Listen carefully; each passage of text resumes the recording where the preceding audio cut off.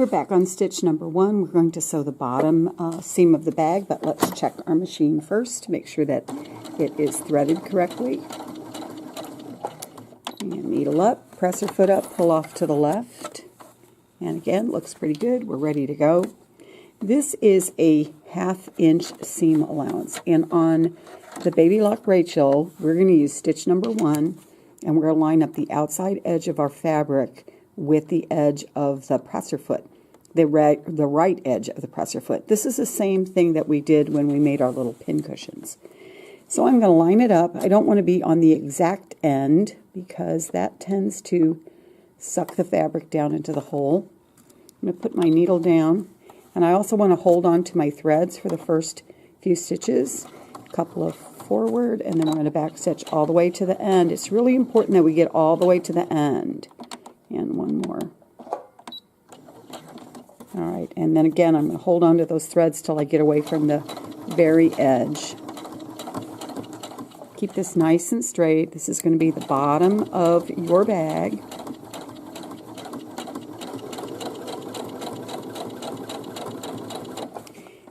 Don't forget to take your pins out as we go.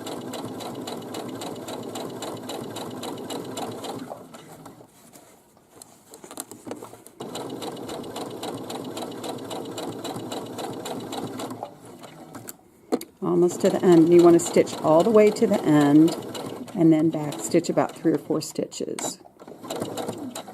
And then you can just stitch off the end. Needle up, press your foot up, pull off to the left, and don't forget to take your snips and cut even these little tails like this because they will make a difference in how your overall bag looks at the end. Okay, nice and straight, 1/2 inch.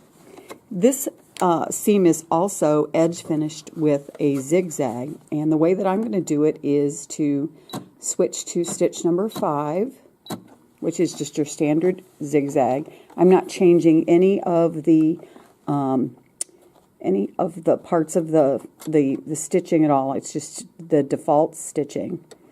And I'm going to line up the outside edge of my presser foot with the previous stitching line, and that's going to get us pretty close to this edge. We shouldn't be falling off of it, and I am not going to back stitch with my zigzag. I'm just going to hold on to my threads and get started, and I'm watching over here.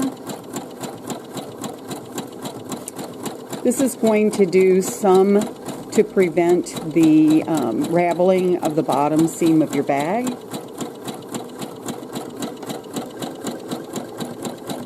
And again, I'm watching right here.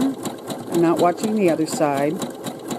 If I watch it here, it's going to put it right where I want it to be. When I get to the other end, I'm not back stitching. I'm just going to stitch off the end. This zigzagging is going to get crossed by something else, and so it won't matter that it's not back stitched. Okay, needle up, press your foot up, pull off to the left, and cut your threads. And before we sew anything else, we're going to go press this because it needs to be pressed a certain direction before we move on. So here we have our 1/2 inch seam. We have a zigzag finish. We're off to the ironing board. For the last step on the bottom seam, we're going to press it. And I'm going to press it flat first. That sets your stitches. And then since I want it to move to be towards the front is where the pocket is, I'm actually going to flip it around this way and open it up like that. And that will automatically put that seam allowance underneath the side that has the pocket on it.